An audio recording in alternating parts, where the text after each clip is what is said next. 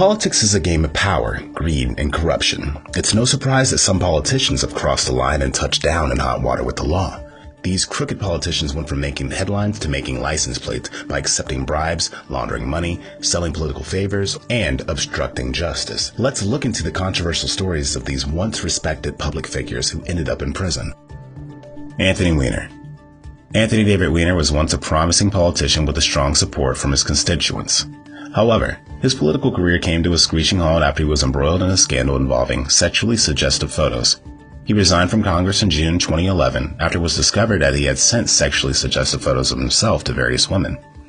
Weiner pleaded guilty to transferring obscene material to a minor in 2017 and received a 21-month prison sentence. He was also required to register as a sex offender on a permanent basis. Weiner was sentenced to federal prison in the same year and was released in 2019. Jesse Jackson Jr.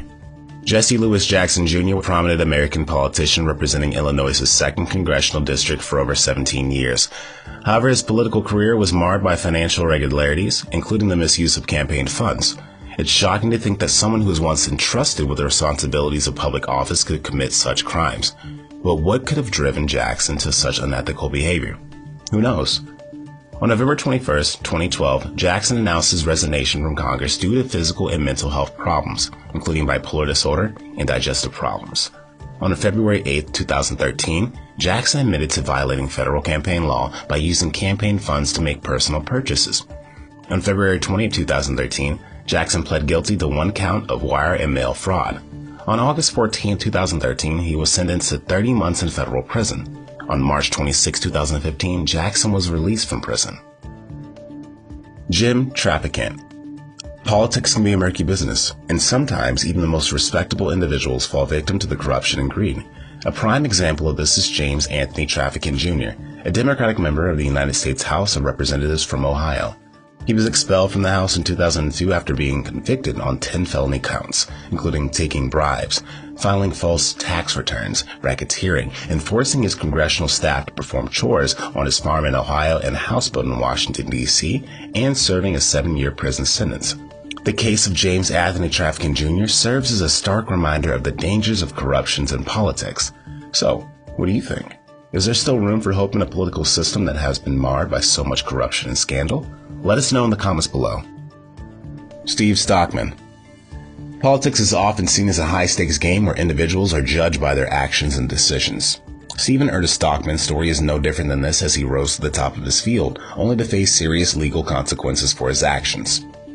From 1995 to 1997, he represented Texas's 9th Congressional District, and from 2013 to 2015, he represented Texas's 36th Congressional District. In the 2014 election, Senator John Cornyn defeated Stockman in the Republican primary for the Senate.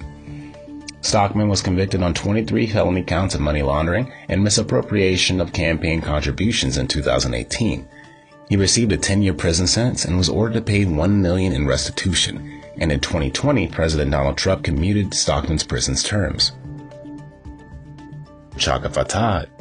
Sometimes the line between politics and corruption can be blurry, and the case of Chaka Fattah is no exception. Chaka Fattah is an American politician who served as a Democratic member of the United States House of Representatives for Pennsylvania's 2nd Congressional District from 1995 to 2016. It's not uncommon for politicians to be accused of wrongdoing, but what sets Fattah's case apart is the scope of alleged racketeering and influence peddling conspiracy he was implicated in. It raises the question, to what extent do politicians use their positions of power for personal gain? Despite being convicted and sentenced to 10 years in prison, the United States Court of Appeals later overturned Fattah's bribery convictions. On July 12, 2019, a federal judge in Philadelphia sentenced Fattah to 10 years in federal prison for public corruption. He was released from prison in 2020. Mel Reynolds. Reynolds was charged with sexual assault and criminal sexual behavior in August 1994 after engaging in a sexual relationship with a 16-year-old campaign volunteer that began during the 1992 campaign. He was also charged with child pornography for requesting lewd photographs of another girl who was age 15 from the underage campaign worker, as well as the obstruction of justice for convincing one of the girls involved to lie to authorities. Despite the charges, he continued his campaign and was re-elected without opposition in November. Reynolds initially denied the allegation, claiming they were racially motivated. He was convicted on 12 counts of criminal sexual assault, sexual abuse, obstruction of justice, and solicitation of child pornography on August 22, 1995, and served 5 years in prison. Frank Balance. Frank Winston Balance Jr.'s story is one of political ambition and financial misconduct. As a prominent Democratic member of the United States House of Representatives, Balance quickly rose to power and had the opportunity to make a lasting impact on his community. However, greed and lack of ethical judgment ultimately led to his downfall. Balance's charges of federal money laundering, mail fraud, and conspiracy to commit mail fraud highlight the dangers of putting personal gain above the need and rights of the people. His actions not only tarnished his own reputation, but also the reputation of the institutions he was meant to serve. On November 9, 2004, Frank Balance entered a plea agreement in which he pleaded guilty to 1 count of conspiracy to commit mail fraud and money laundering. He was barred from practicing law in the state of North Carolina in January 2005. He was sentenced to 4 years in prison, 2 years of supervised release, and a $10,000 fine on October 12, 2005. Matthew Lyon. Matthew Lyon, a prominent figure in the history of the United States, is a name that is not widely known today. However, his story is an interesting one that is worth exploring.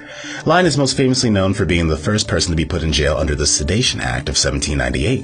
The Sedation Act was a law passed by Congress during President John Adams' administration. It made it illegal to criticize the government or its officials in any way, shape, or form. Lyon, who was a member of Congress at the time, spoke out against the law and its provisions. In 1798, Lyon gave a speech in which he criticized President Adams, calling him utterly unworthy of his office. This landed him in jail, where he became a political prisoner. However, Lyon didn't just quietly accept his fate. While in jail, Lyon had a profound impact on the fight against slavery. He began writing anti-slavery tracts which he smuggled out of jail and distributed to others. The story of Matthew Lyon is an important one, as it highlights the importance of free speech as well as the bravery of those who fought against injustice and oppression. While he may not be a household name, his legacy lives on and continues to inspire others to speak up for what they believe in. Bill Janklow. William John Janklow was a politician with a career spanning over 3 decades. He served as governor of South Dakota for an impressive 16 years, making him one of the longest-serving governors in post-constitutional U.S. history. But as with many politicians, his career was not without controversy. Janklow's tenure in the U.S. House of Representatives was cut short due to a tragic event that resulted in his conviction for second-degree manslaughter. Despite being elected to Congress, he resigned in 2004 after running a stop sign and causing a fatal accident that was killing a motorcyclist. He resigned from the House and was sentenced to 100 days in county jail and 3 years probation. The stories of politicians who went to jail served as a reminder that even those in positions of power can and will face legal consequences for their actions. However, the ultimate outcome is no one is above the law, right? What do you think? Tell us in the comments. Also, if you liked the video, don't forget to give it a thumbs up and subscribe to our channel. Soon we will be back with a new video. Until then, swirl those reels and enjoy.